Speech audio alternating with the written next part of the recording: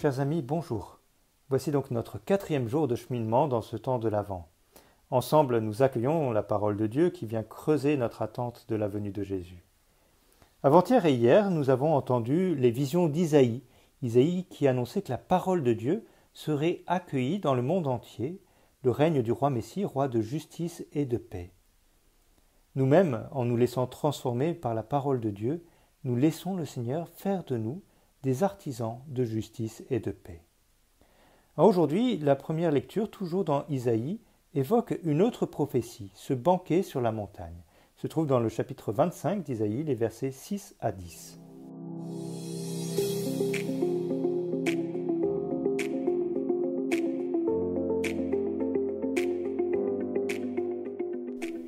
Je lis donc dans Isaïe, chapitre 25, versets 6 à 10.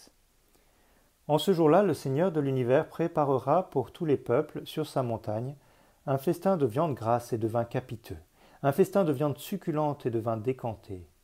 Sur cette montagne, il fera disparaître le voile de deuil qui enveloppe tous les peuples et le linceul qui couvre toutes les nations.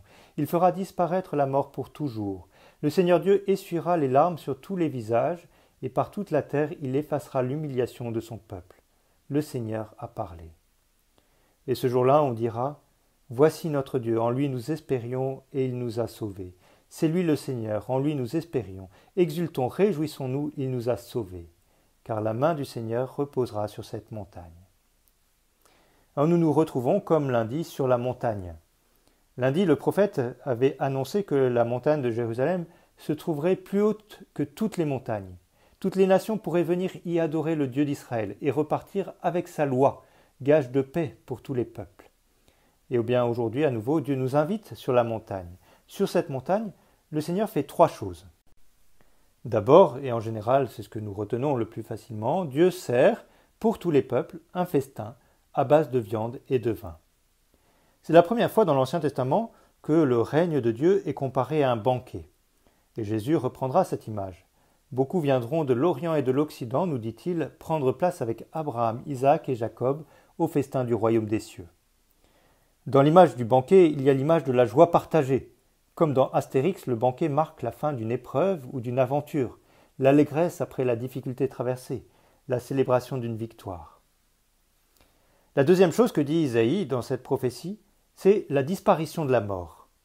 Il fera disparaître le voile de deuil qui enveloppe tous les peuples et le linceul qui couvre toutes les nations. Il fera disparaître la mort pour toujours. La semaine dernière, dans le livre de l'Apocalypse, nous avions déjà entendu cette annonce. La mort avait été jetée dans l'étang de feu. Elle avait été supprimée. Saint Paul nous dit que le dernier des ennemis qui sera détruit par Dieu, c'est la mort. Ça change complètement notre manière de vivre. Imaginez un monde dans lequel il n'y a plus de mort. La vie nous apparaît complètement différente. Nous la vivons d'une toute autre manière. Nous sommes obligés de nous poser des questions sur le sens de notre vie, sur notre travail, sur nos activités, sur notre famille, des questions qui sont complètement différentes de la manière dont nous vivons aujourd'hui. En fait, de penser à la vie éternelle, c'est passer d'un monde à un autre. C'est passer de la Jérusalem terrestre à la Jérusalem céleste. La troisième chose que dit Isaïe dans cette vision, c'est comme une conséquence de la précédente. C'est que le Seigneur éliminera la tristesse et l'humiliation. Au moment d'entrer dans cette vie éternelle, dans ce banquet céleste, nous pourrions être encore marqués par notre histoire, par les souffrances que nous avons vécues, les blessures ou les humiliations que nous avons reçues, peut-être aussi par les culpabilités que nous portons. Est-ce que nous pourrions vivre l'éternité avec ces fardeaux? Certainement pas. Alors le Seigneur nous fera cette grâce, à l'entrée dans la Jérusalem céleste, d'ôter tous ces fardeaux. Après cette description du banquet céleste, de cette vie éternelle où nous avons accueilli pleinement la consolation divine, Isaïe invite à la louange. Exultons, réjouissons-nous, il nous a sauvés. Louer le Seigneur pour son salut, c'est déjà une manière de participer à ce festin céleste, à la vie éternelle. Ça va dans les deux sens.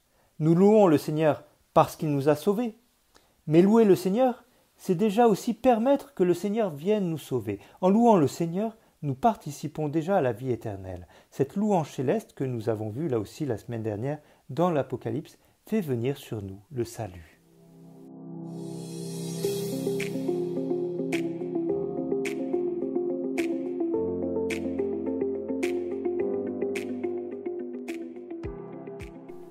Alors aujourd'hui, comme hier et avant-hier, Isaïe nous invite à contempler le règne de Dieu, un règne de justice avec le roi Messie, un règne de paix où les épées, les lances ont été changées en faucilles et en charrues. Les images que Isaïe nous donne aujourd'hui permettent d'aller plus loin.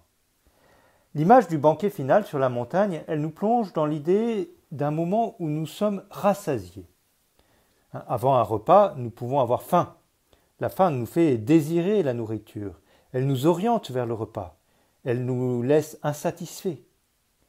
Lorsque nous avons mangé, et davantage encore si nous avons bien mangé, notre manque est comblé. La tension a été résolue, effacée. Nous éprouvons un sentiment de plénitude. Eh bien, ce ne sont que des images, certainement, mais ça nous permet de réfléchir, avec Isaïe, sur le ciel et sur la vie éternelle. Le ciel, c'est le lieu ou le temps où tous les désirs qui sont inscrits au fond de notre cœur sont comblés. C'est magnifique.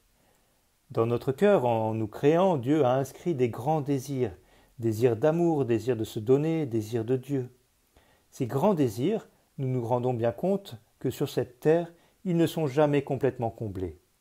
L'amour que nous recevons, l'amour que nous donnons, n'est jamais aussi grand que ce que nous désirerions. Nous voudrions pouvoir nous donner complètement, plus largement, et nous nous heurtons à nos limites humaines, psychologiques, spirituelles. Sur cette terre, nous sommes des hommes et des femmes qui avons faim et soif. Notre cœur terrestre est trop petit pour voir la réalisation de tous ces désirs. Ça ne signifie pas que nous devrions nous résigner. Au contraire, nous pouvons trouver un bel élan pour avancer avec ces grands désirs que Dieu a écrits dans nos cœurs. La bonne nouvelle, c'est que, au ciel, tous ces désirs seront comblés. Et même davantage, Dieu nous comble au-delà de nos désirs. Il rassasie abondamment la faim et la soif de notre cœur. C'est donc ce que la fin de la mort signifie.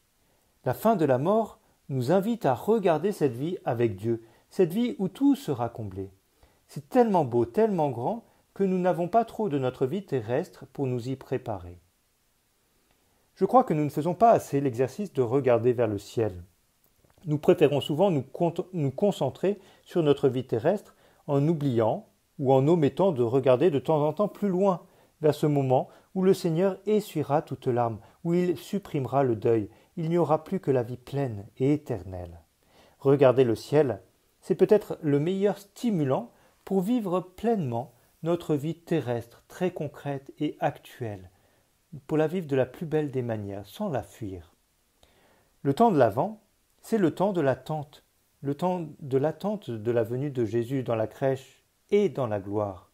Jésus vient nous ouvrir le ciel. C'est donc un temps particulièrement indiqué pour méditer déjà sur la vie éternelle. Alors, c'est l'exercice tout simple que je vous propose pour aujourd'hui. Peut-être en relisant cette lecture d'Isaïe, prenez simplement un moment pour penser au ciel et pour rendre gloire à Dieu pour ce si beau projet qu'il a pour vous. Belle journée avec Dieu.